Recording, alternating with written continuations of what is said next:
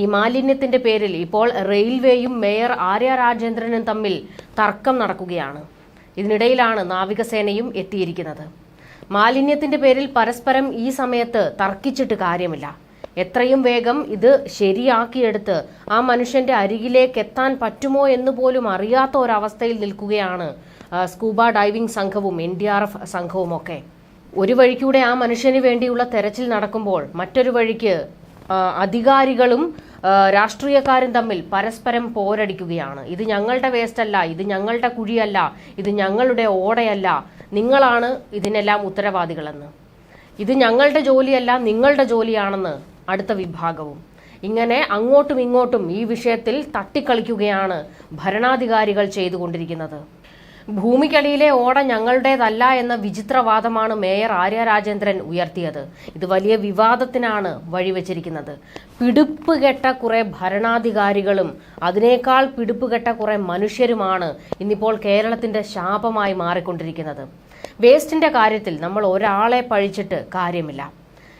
ഇതിനെല്ലാം ഉത്തരവാദികൾ നമ്മളൊക്കെ തന്നെയാണ്. നമ്മൾ വലിച്ചെറിയുന്ന വേസ്റ്റാണ് ഇത്തരത്തിൽ അടിഞ്ഞുകൂടി ഇപ്പോൾ ഒരു മനുഷ്യന്റെ ആ മനുഷ്യനെ കാണാതായി തിരിച്ചു കിട്ടുമോ എന്ന് പോലും അറിയാത്ത അവസ്ഥയിൽ കൊണ്ടെത്തിച്ചിരിക്കുന്നത്. അല്ലെങ്കിലും ഒരാപത്തുണ്ടായി കഴിഞ്ഞല്ലേ നമ്മൾക്ക് ബോധോദയം ഉണ്ടാകുകയുള്ളൂ.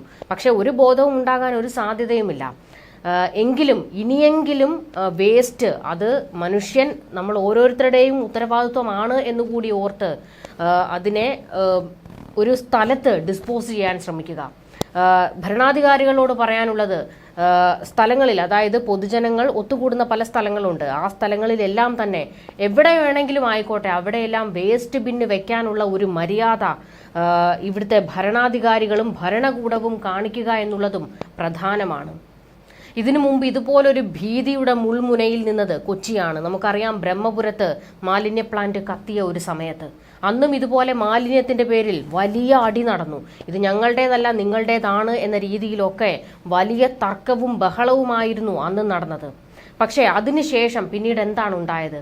ആ മാലിന്യത്തെക്കുറിച്ച് പിന്നീട് ആർക്കും ചർച്ച ചെയ്യേണ്ട, പിന്നീട് ആർക്കും അതൊരു വിഷയമല്ല. വലിയ രീതിയിൽ വിഷപ്പുക പുറത്തേക്ക് വന്ന ഒരു സമയമായിരുന്നു അത്. കൊച്ചിക്കാർക്ക് പുറത്തിറങ്ങാൻ പറ്റാത്ത ഒരവസ്ഥ വന്ന ഘട്ടം. പക്ഷെ ഇപ്പോൾ ബ്രഹ്മപുരത്തേക്ക് ആർക്കും തിരിഞ്ഞു നോക്കണ്ട. ഇന്നിപ്പോൾ ആമയിഴഞ്ചാൻ തോട്ടിലെ മാലിന്യത്തിൽ ഒരു മനുഷ്യൻ മുങ്ങിപ്പോയതുകൊണ്ട് കുറെ ദിവസങ്ങൾ ഇതിനെക്കുറിച്ചുള്ള ചർച്ചകൾ കാണും. പക്ഷെ ഇത് കഴിയുന്നതോടെ ഇതെല്ലാം വീണ്ടും കെട്ടടങ്ങും. പിന്നെ ആർക്കും ആമയിഴഞ്ചാൻ തോട്ടിലെ മാലിന്യം ഒരു പ്രശ്നമേ അല്ല. വീണ്ടും എല്ലാവരും പഴയതുപോലെ പഴയ കാര്യങ്ങളിൽ ഏർപ്പെടും. ഇതിൽ ഇരയാക്കപ്പെടുന്നവർക്കും അവരുടെ കുടുംബാംഗങ്ങൾക്കും മാത്രമാണ് നഷ്ടമുണ്ടാകുന്നത്. മേയർ ആര്യ രാജേന്ദ്രൻ കിടന്നങ്ങ് തർക്കിക്കുകയാണ് ഈ വിഷയത്തിൽ. മേയർ ആര്യ രാജേന്ദ്രനോട് ചോദിക്കാനുള്ളത്, എന്തുകൊണ്ട് ഈ വിഷയത്തിൽ നിങ്ങൾ കൃത്യമായ നടപടി എടുത്തില്ല എന്നുള്ളതാണ്. അപ്പോൾ ആര്യ രാജേന്ദ്രൻ പറയുന്ന ഒരു വാദം, ഇതിനു മുൻപിരുന്ന ഭരണകർത്താക്കൾ ഇതിനു വേണ്ടി എന്ത് ചെയ്തു എന്നുള്ളതായിരിക്കും. അവരെന്ത് ചെയ്തു, അവരെന്ത് ചെയ്തില്ല എന്നുള്ളതല്ല ഇവിടുത്തെ വിഷയം. നിങ്ങൾ അധികാരത്തിൽ കയറിയിട്ട് അതിനുവേണ്ടി എന്ത് ചെയ്യാൻ സാധിച്ചു എന്നുള്ളതാണ് ചോദ്യം. ഈ തോടുകളിലെയും ആറിലെയും ജലാശയങ്ങളിലെയും ഒക്കെ മാലിന്യങ്ങൾ നീക്കം ചെയ്യുന്നതിന് നിങ്ങൾ എന്ത് ചെയ്യുന്നോ തുടർന്ന് വരുന്ന ആൾക്കാർ അത് മാതൃകയാക്കട്ടെ എന്നല്ലേ കരുതേണ്ടത്.